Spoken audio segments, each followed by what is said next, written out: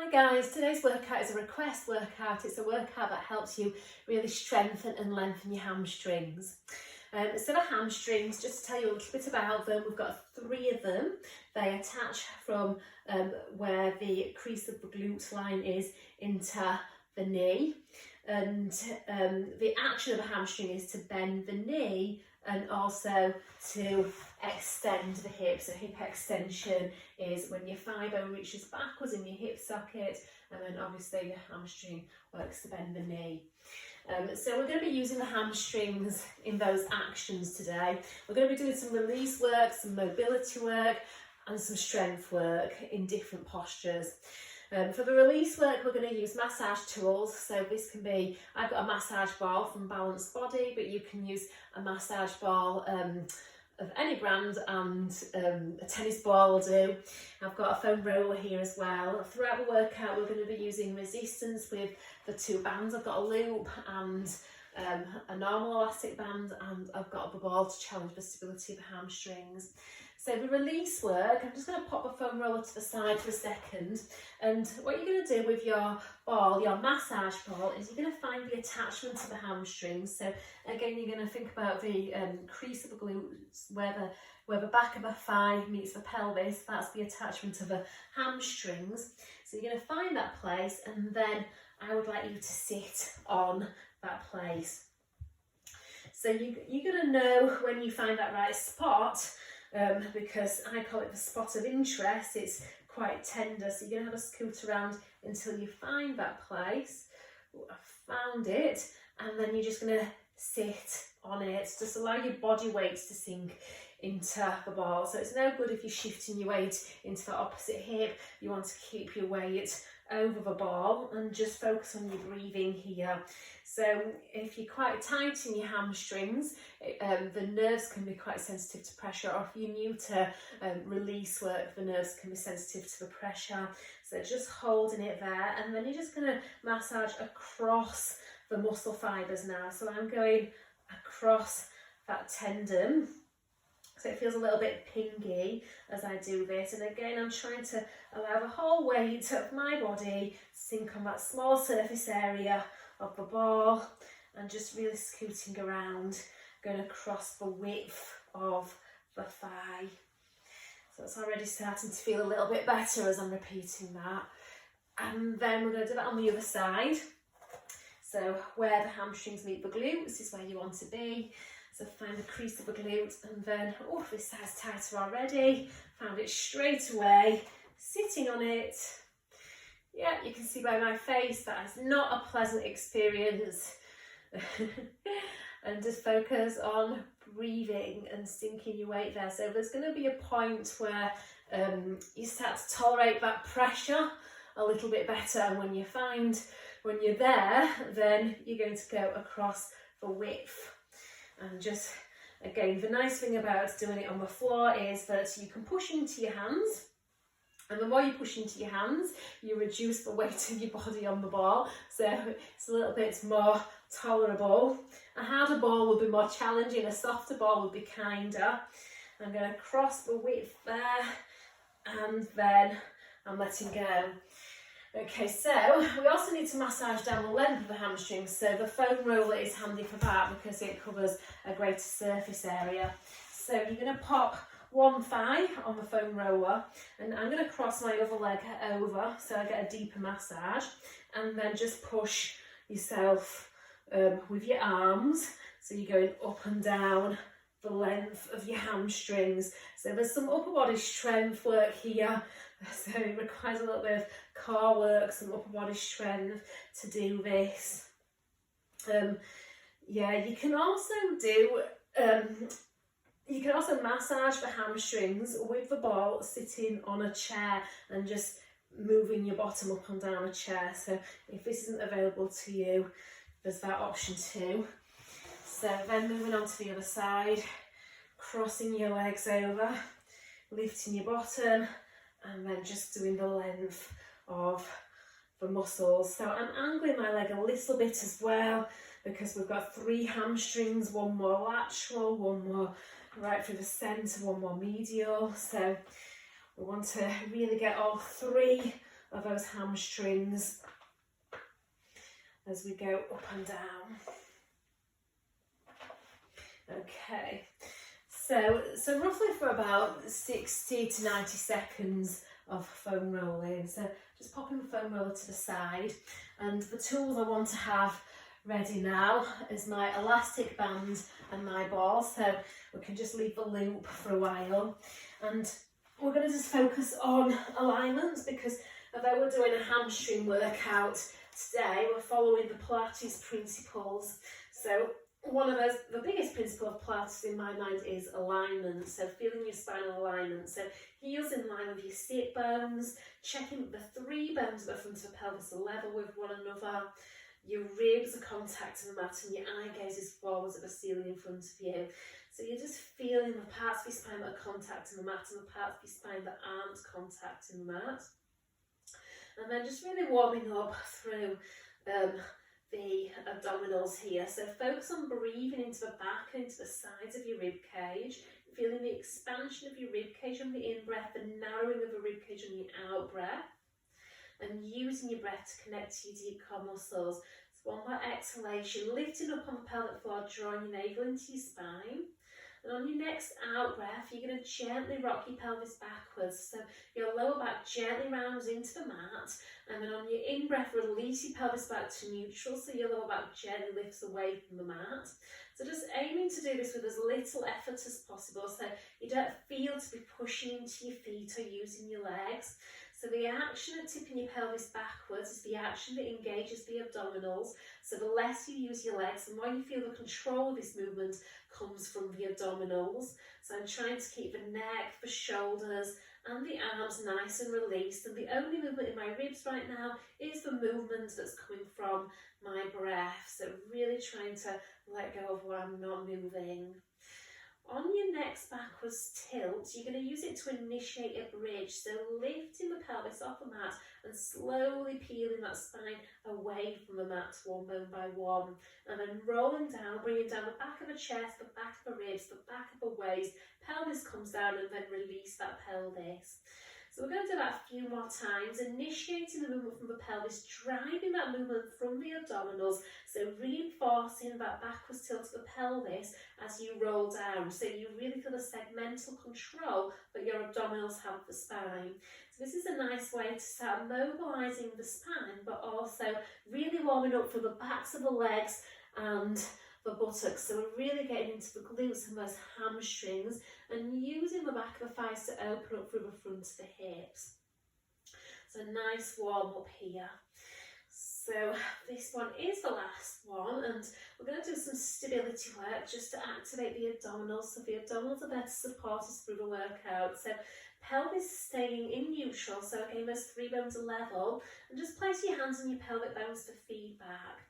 Now on your in-breath, you're going to lift one leg to tabletop, so your knees over your hip, using that out-breath to slowly lower your leg back down to the mat, and then changing sides.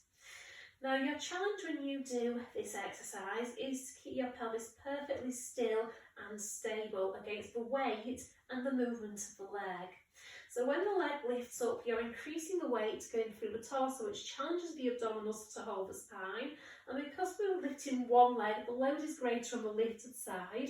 So that creates a rotational force for the pelvis, and you have to resist that. So focus on anticipating the lift of the leg by keeping that opposite side heavy on the mat, deepening into the mat before you even lift your leg. So by keeping that opposite side nice and heavy on the mat, you're activating your abdominals before you even lift the leg.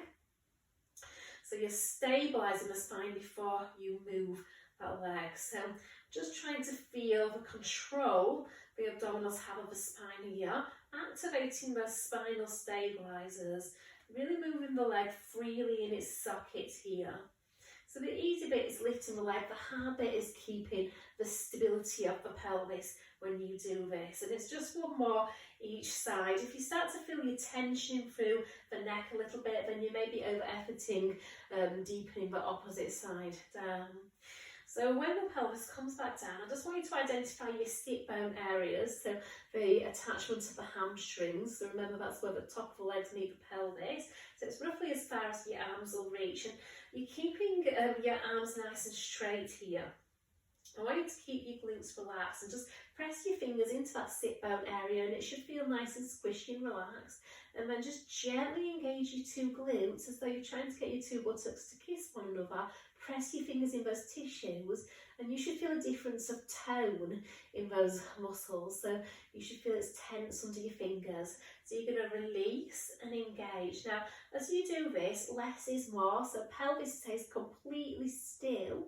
So you're keeping that small gap between your lower back and the mat exactly the same. We're not allowing that lower back to round down and then lift up again. So keep that pelvis so stable and really feel that conscious control you have of your glute muscles here. So we want to keep the front of the hip relaxed so we're not firing through the hip flexors. So just have that awareness there, and then you're going to take your long elastic band and place that long elastic band over the ball of your foot. Try and keep the band as wide as you can when you do this. And if you have to go out of neutral alignment to place the band on your foot, just make sure you find that again. So knee over the hip, shin parallel with the ceiling. And I want you to find some energy in your arms, some energy in the abdominals. So we've got a long spine and the back of the shoulders are reaching down into the floor. Now, I want you to tension that sit bone area on the side that's in the band. And then you're going to press your leg out into the band and then resist back in. Now, I want you to check that as you press out and you resist in, you're not changing your spinal alignment. So we're challenging the spinal stabilizers. But I want you to feel the power to push out to a straight leg is coming from that sit bone area. So really starting to work through those hip extensors, your glutes and your hamstrings. Your foot stays on one straight line, and as you push out into that straight line, you're trying to think of reaching your hamstrings downwards towards the floor. So that sense of your thigh bone pulling backwards into its hip socket. So you're trying to be aware of the muscles we're targeting here.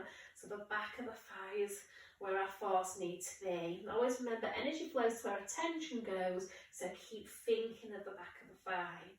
Now we're going to keep that leg straight and then reach the foot up to the ceiling and then pull the foot back down into the band. Again, checking that there's no changes to the spine. So a dynamic stretch for the hamstrings here. So my focus is when I reach my foot up to the ceiling, I'm thinking of anchoring the sit bone down into the floor. So I'm reaching the two ends of the hamstrings oppositionally. It's a bit like stretching an elastic band in two directions. If you stretch in two directions, you get more space in between. If we're only stretching in one direction, we still lengthen, but not as much. And it takes core control to anchor the sit bone, so we're getting some activation in our spinal muscles as well here. So really finding that lovely dynamic stretch. So when we've done a few of these, reach your foot up to the ceiling, and we're going to hinge your hips up into a bridge, and then hinge your hips back down. So I'm trying to do a neutral bridge here, so pelvis and spine stay straight, and that takes core control. Focus on pushing your foot down to get the lift up. Okay, the action of pushing your foot down activates into your hip extensors, so left glutes, left hamstrings. And you want to feel that you're driving this from the hip extensors. Ribs stay nice and relaxed. Now hold your bridge. Hopefully we've got that level pelvis. You're going to add that lower and lift. So now we're trying to really challenge the core to stabilise the pelvis, and also that supporting leg, and finding that stretch through the hamstrings each time. So we're going to do this 2 more times. I'm really aware of that supporting leg and pushing it down and then pulling that heel in. And then when we reach that leg up, hinge the hips down, and then changing legs. So making sure that the leg in the band is in tabletop, and the two sides of the waist feel to be equally long. Okay, so you want to make sure, guys, you're giving yourself enough resistance to push into. So I've got a medium band, so I think it's perhaps a touch light for my strength. There's a happy medium though, so too much tension in the band will really challenge your gripping muscles, and it'll be the gripping muscles in the forearms, your hands that require you to finish the exercise. We really want to feel that the core is getting the challenge and that sit bone area. You've got to ask yourself to tension the sit bone area every time you press into the band. So we want to get used to using those hip extensors and making this a hip dominant exercise, not a knee dominant exercise. If you're not thinking of pressing from the sit bone area, you'll be pushing through the foot, and if you're pushing through the foot, it becomes more knee dominant, where you put more force through the knee. Now keep the legs straight. You're going to reach up and lower down, and this really relates to what I felt when I was massaging my hamstrings on the ball. This side is tighter. It was more sensitive when I had the ball underneath the insertion of my hamstrings. So, and it's definitely tighter here. And you might be able to see that my range of motion on the lift up is nowhere near. It doesn't feel anywhere near as much as when I was on the other side. So keep the leg reaching up, and then neutral bridge, pushing down to lift up. Keep the ribs soft. So on that lowering phase, you're thinking of slightly tipping your pelvis towards your feet, so that you're almost leading with your tailbone as you lower down. The ribs and the pelvis should roughly find the mat at the same time.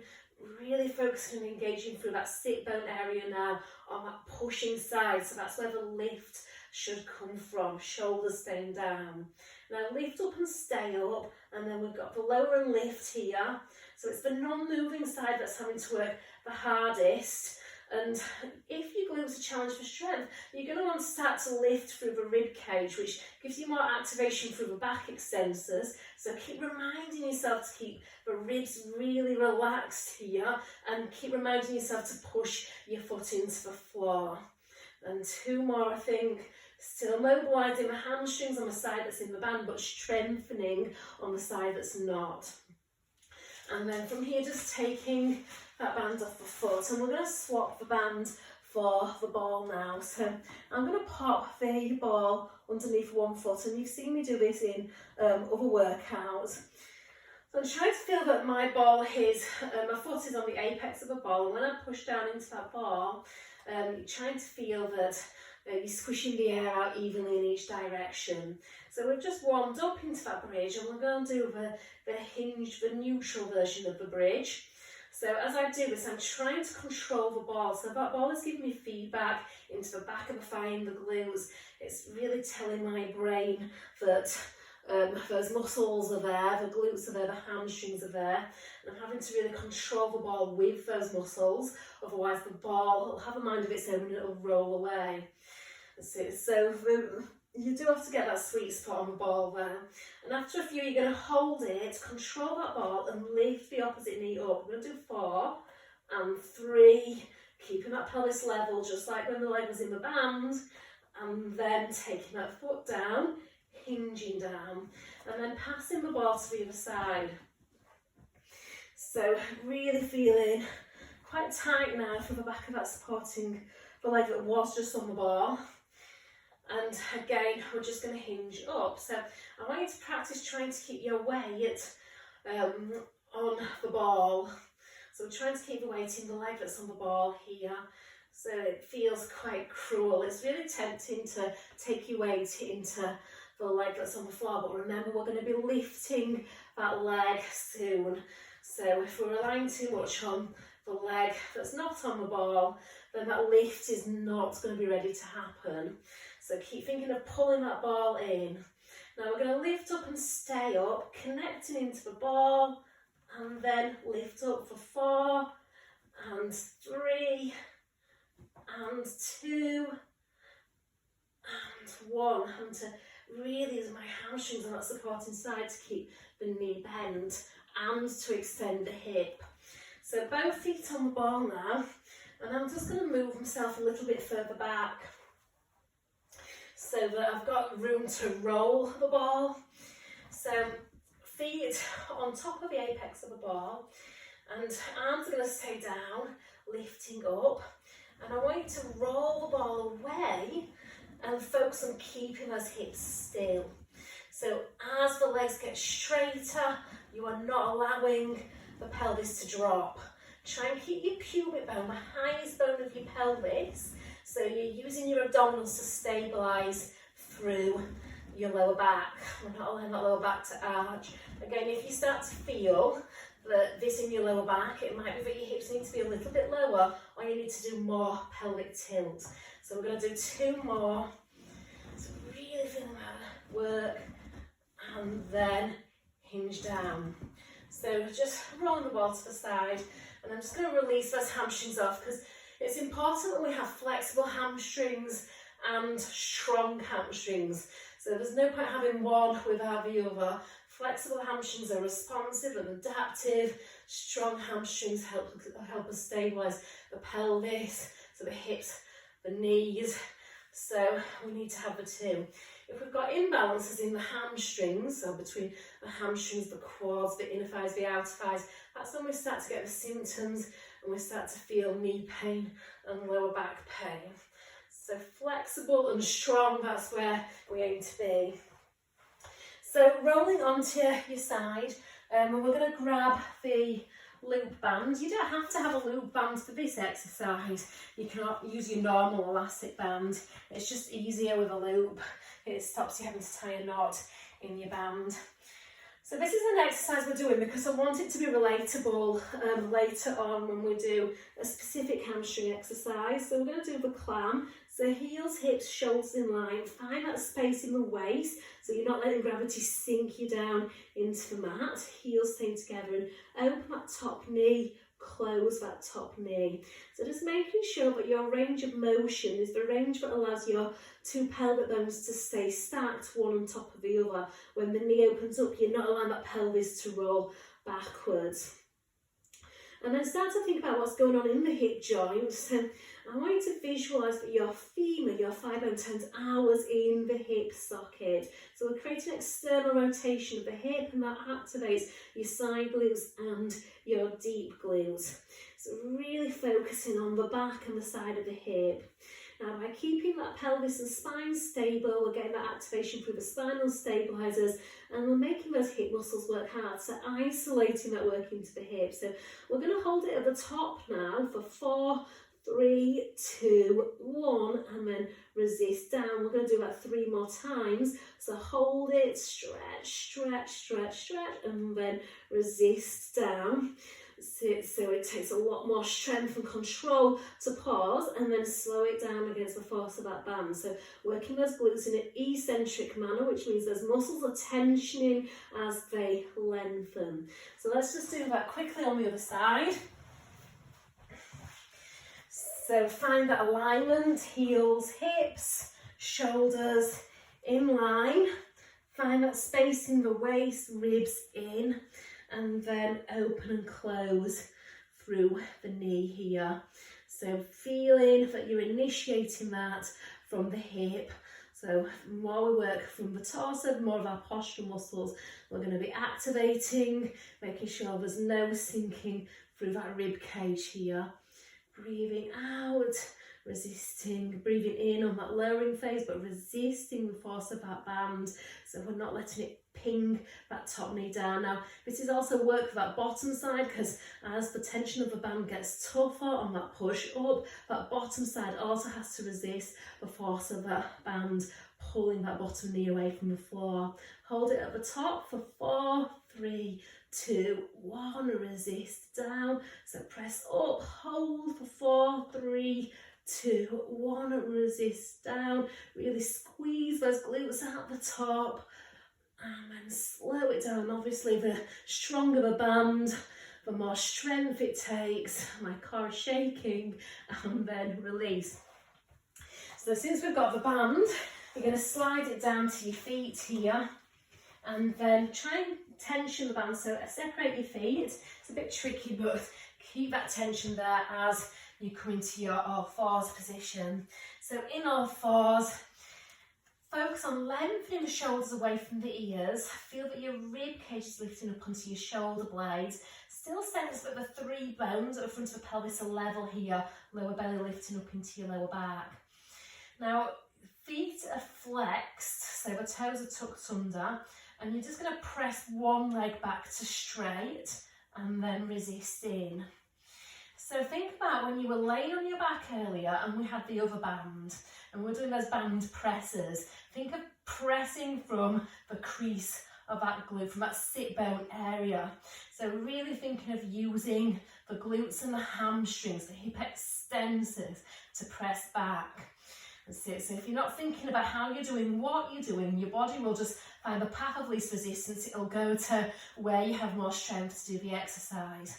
So I'm really feeling this in my shoulder stabilizers, my abdominals and my glutes.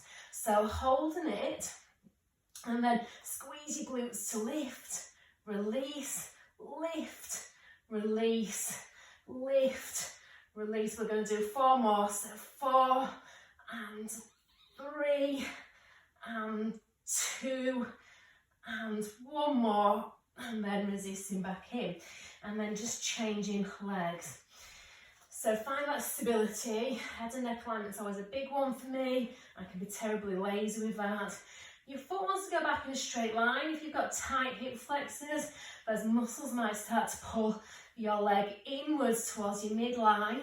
So we want to feel that straight line back. Think of reaching your hamstrings up to the ceiling here as you do this.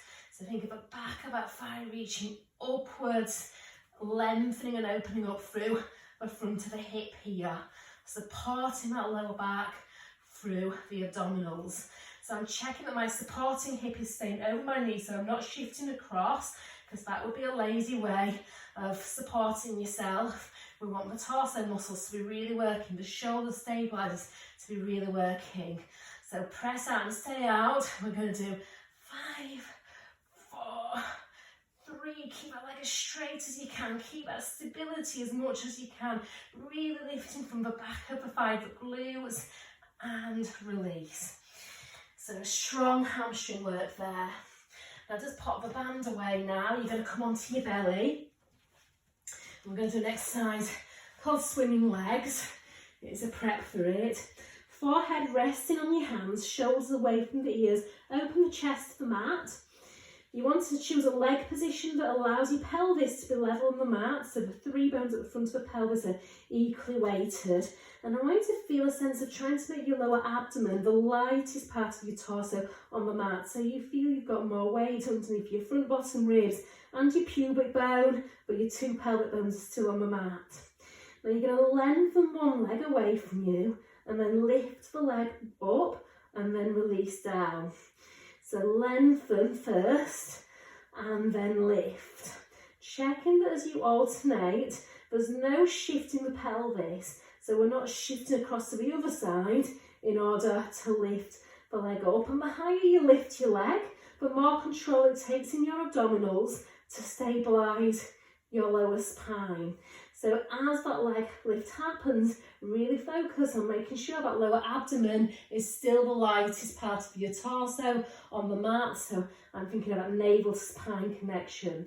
Changing that movement, you're going to bend one knee, lift the knee, and then see if you can keep the height of the knee as you extend and then lower. So we lengthen, bend, lift, and see if you can keep that knee up and then lower. So we're using the hamstrings to pull the foot to the butt, and then you're using those glutes for that knee lift, and then using those glutes and the hamstrings to keep the height of the leg on that knee extension. So really, really challenging here. And again, trying to keep that pelvic stability. So making sure that your weight doesn't increase underneath your lower belly. So we can challenge this, guys, by doing 2 legs instead of 1. So that will be harder. So I like to just do the single legs for now. And then hands underneath the shoulders, and then just push yourself up. So pushing yourself up, round your spine into your cat, tuck your 10 toes and pike. I want you to see how close you can walk your feet towards your hands without bending your knees. And when you get there, you're going to stay there. So you might not be as close as me. How close you can get your hands to your feet is dictated by your flexibility through the posterior of your body, so hamstrings and back muscles. So then you walk your hands to your feet then, and then you're going to see if you can hold the back of your legs into that forward fold position. So just really stretching through the whole back of your body here. So really lengthening through those hamstrings. Crown of the head reaching downwards to the mat. That's it. So you can have those knees bent here. We're going to then take the hands down to the floor.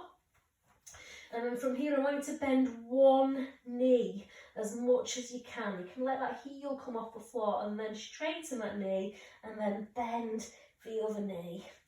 So as I alternate that knee bend, I'm feeling a deep stretch in the hamstrings down on the side that's staying straight. Those of you that are hypermobile, just make sure that you never lock the knee of that straight leg. So I'm just doing the knee bend to facilitate the stretch on the opposite side. Trying to keep my head hanging heavy from the neck, arms hanging heavy from the shoulders.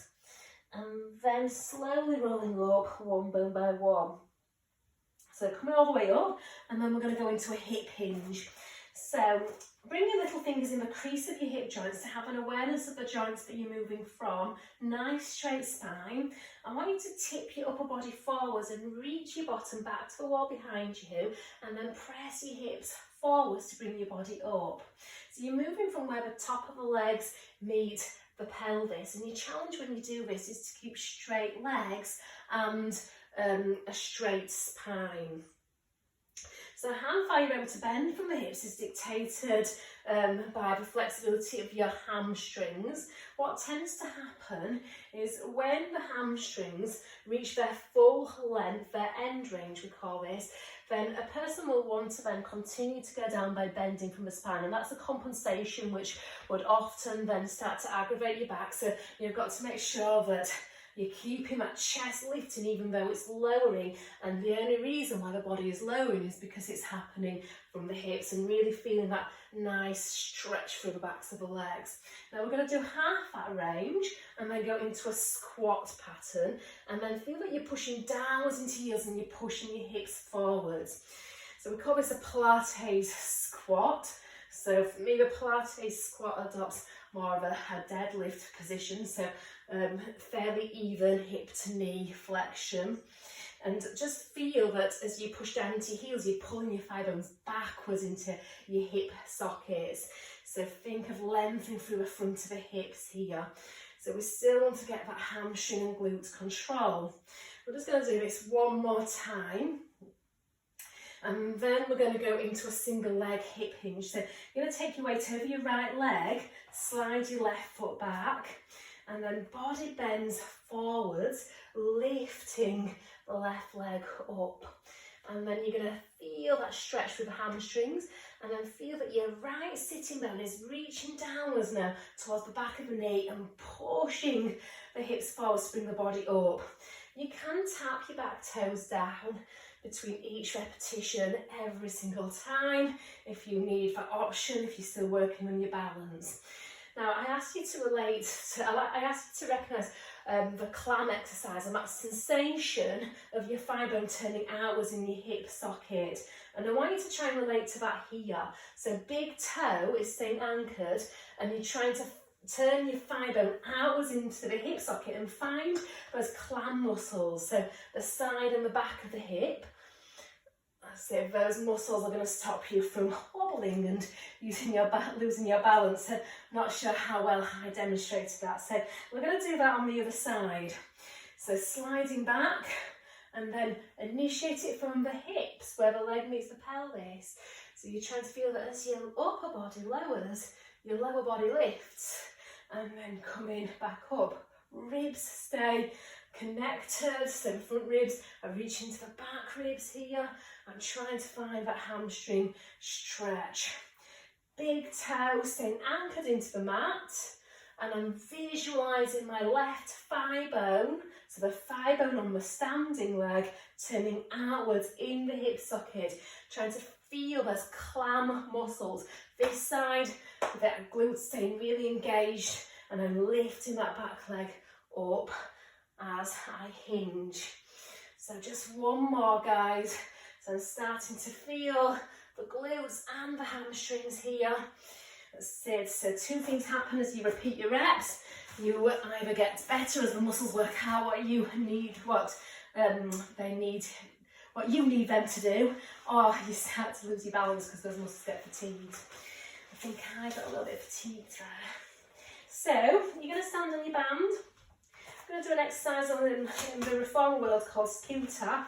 So you stand on the centre of the band and you're holding the band, so the band is coming out of the thumb side of your hands, and then anchor the band to your two pelvic bones, shoulder back, body tips forwards, bum goes back, and find a little squat here. Take your weight over your left leg, and then your right foot slides a little behind you. You want a flex foot position, so you're on the ball of your back foot.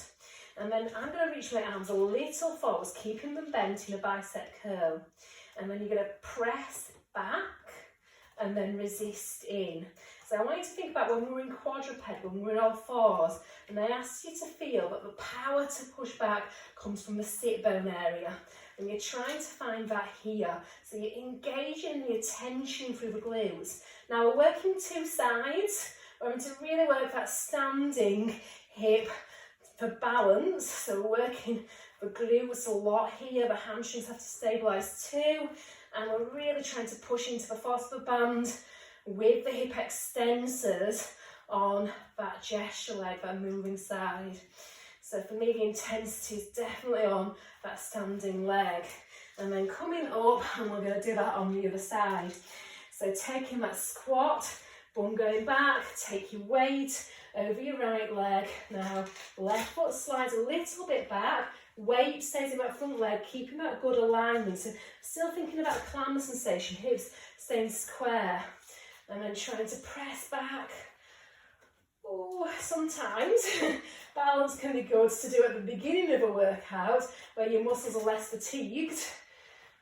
Or sometimes it pays to do it at the end of a workout when all the relevant muscles are nice and active and they can help you balance more. So you can play with when you do this in your workout, guys. So you do it at the beginning one day, do it at the end another day, and see which works best for you. Okay, so ideally that foot wants to be gliding along the floor and then gliding back in, and then equalise, and then come back up. And then just finish off with a nice hamstring stretch. So take one foot in front of the other, nod your chin, and do a Pilates roll down.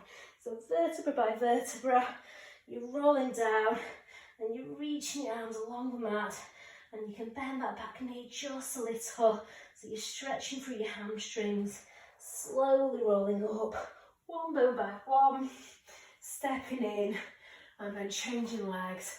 Small split stance, tall through the spine, nodding your chin. Feel that smooth articulation of that spine, the sensation of moving vertebra by vertebra as you do this. Reaching your hands towards the floor, on the floor if you can, and bending that back knee a little bit, stretching through those hamstrings, and then slowly roll up. Okay, so this workout was to help somebody that needed it, that needs the strengthening and the lengthening through the hamstrings, guys. Any requests, I'm happy to have them, so just let me know and I'll give you a workout that helps you meet your needs. Thanks, guys, bye.